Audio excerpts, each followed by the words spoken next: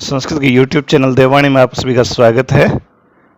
कक्षा दशम नवम पाठ सूक्तयः।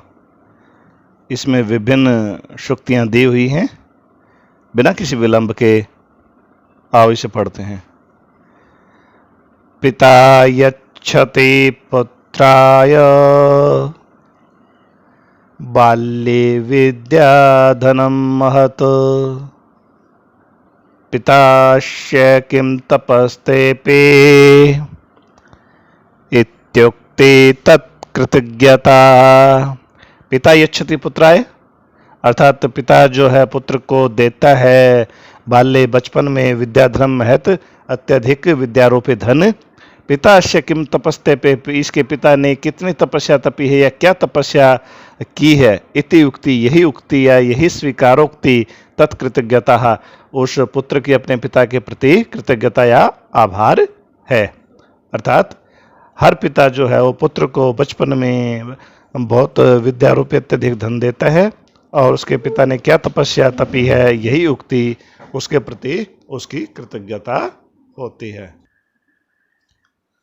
अवक्रता यथा चित्ते तथा वाची भवेत् यदि तदेवाहु महात्माना सम्मत्वमिति तथ्यतः।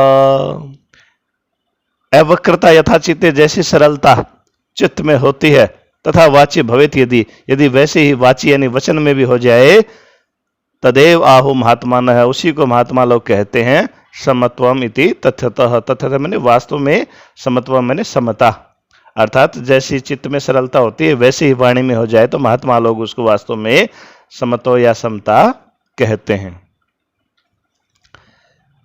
त्यक्त्वा धर्म प्रदाम वाचम परुषाम यो अभ्युदीरे प्रत्यज्य फलम पक्वम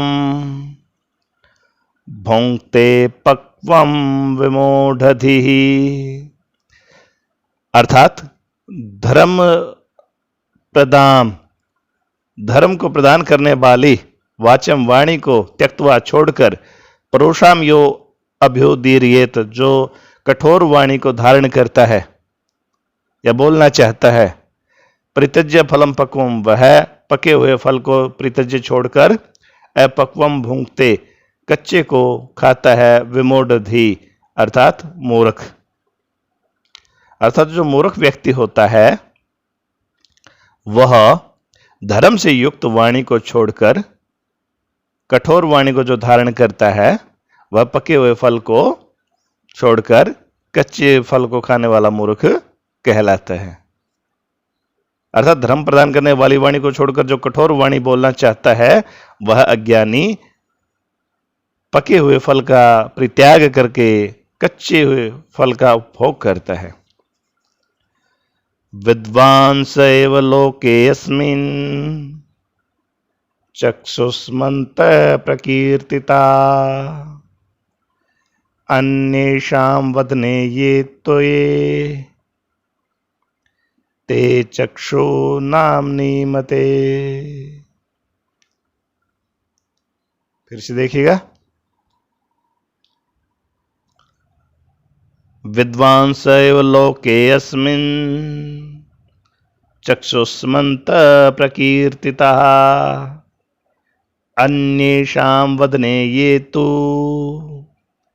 ते चक्षुर्नामनि मते। विद्वान व्यक्ति ही लोके अस्मिन्, इस संसार में, चक्षुष्मन्त प्रकीर्तितः, आंखों से युक्त हैं, इस बात के लिए जाने जाते हैं, प्रसिद्ध हैं, स्वीकार किए गए हैं। अन्येषां वदने ये तु, और जो दूसरों के मुख पे हैं, वदन मैंने मुख, दूसरों के जो मुख पे हैं, चक्षु नामनि मते, वह तो आंखें नाम मात्र की मते मैंने मानी जाती हैं। अर्थात विद्वान व्यक्तियों के जो आंखें होती हैं वास्तव में वही आंखें स्वीकार की गई हैं, और दूसरे लोगों के मुख पे जो आंखें दिखाई देती हैं वे तो नाम मात्र की, अर्थात नाम से ही आंखें होती हैं, और वास्तव में वो आंखें नहीं होती जो सही को सही और गलत को गलत नहीं देख सकती।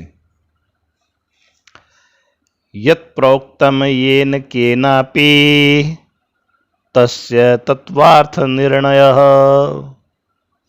कर्तुम शक्यो भवेत येन स विवेक इति ऋतः। अर्थात यत् प्रोक्तम येन केनापि, जिस किसी व्यक्ति के द्वारा भी जो कुछ कह दिया गया, तस्य तत्वार्थ निर्णय है, ये वह उसका असली अर्थ होता है, वही उसका असली निर्णय कह सकते हो, वास्तविक अर्थ होता है। कर्तुम शक्यो भवेत येन स विवेक इति ऋतः, उस वास्तविक अर्थ का निर्णय जिसके द्वारा किया जा सकता है वही विवेक कहा जाता है। कर्तुम शक्यो भवेत येन अर्थात वह वास्तविक अर्थ जिसके द्वारा बतलाया जाता है या जिसके द्वारा उसकी पुष्टि होती है, स विवेक इति ऋतः, उसे विवेक कहा जाता है। जिसके द्वारा जो भी कहा गया वही उसका वास्तविक अर्थ होता है, और उस वास्तविक अर्थ का निर्णय जिसके द्वारा किया जाता है उसे विवेक कहा जाता है। वाक्पटु धैर्यवान मंत्री सभायामप्यकात्तरः स केनापि प्रकारेण परैर्न परिभूयते। अर्थात जो मंत्री वाक्पटु धैर्यवान, वाणी से चतुर और धैर्यवान है, सभायाम सभा में, अपि एकात्र है और एकात्र अर्थात जो कायर नहीं है, श केनापि प्रकारेण में किसी भी प्रकार से, परई दूसरे लोगों के द्वारा, न परिभूयते तिरस्कृत या अपमानित नहीं हो सकते। परई मैंने दूसरों से, अस्त्रुओं से। जो मंत्री बोलने में निपुण है, धैर्य धारण करने वाला है और सभा में निडर होकर रहता है, वह दूसरे अथवा शत्रुओं के द्वारा किसी भी प्रकार से अपमानित नहीं किया जा सकता, नहीं होता। य इच्छत्यात्मनः श्रेयः प्रभुतानि सुखानि च न कुर्याद्हितं करम स परेभ्य कदापि च। यह इच्छति, जो इच्छा करता है, आत्मना श्रेय, अपने भले की, प्रभुतानि सुखानि च, और बहुत ज्यादा सुख की, न कुर्यात अहितम कर्म, उसको कभी भी अहितकारी कर्म नहीं करना चाहिए, परेभ्य कदापि च, दूसरों के साथ भी कभी भी। अर्थात यह आत्मनश्रेय प्रभुतानि सुखानि च इच्छति, जो अपने लिए भला और अत्यधिक सुख चाहता है, स परेभ्य अहितम कर्म कदापि न च कुर्यात, वो दूसरों के साथ भी अहितकारी कर्म कभी भी न करे। और अंतिम देखते हैं, आचार प्रथमो धर्म इत्येतद्विदुषां वचः तस्मात् रक्षेत सदाचारं प्राणेभ्यो अपि विशेषतः। आचार प्रथम धर्म, आचार प्रथम धर्म, आचरण ही प्रथम धर्म है। एतत् विदुषां वचः, ये विद्वानों का वचन है। तस्मात्, इसलिए, प्राणेभ्य अपि विशेषतः सदाचारम रक्षेत, प्राणों से भी अत्यधिक बढ़कर या विशेष रूप से आचरण किया सदाचार की रक्षा करनी चाहिए। अर्थात आचरण सबसे पहला धर्म है, सब विद्वानों का कथन है, इसलिए प्राणों से भी बढ़कर विशेष रूप से सदाचार की रक्षा करनी चाहिए। धन्यवाद।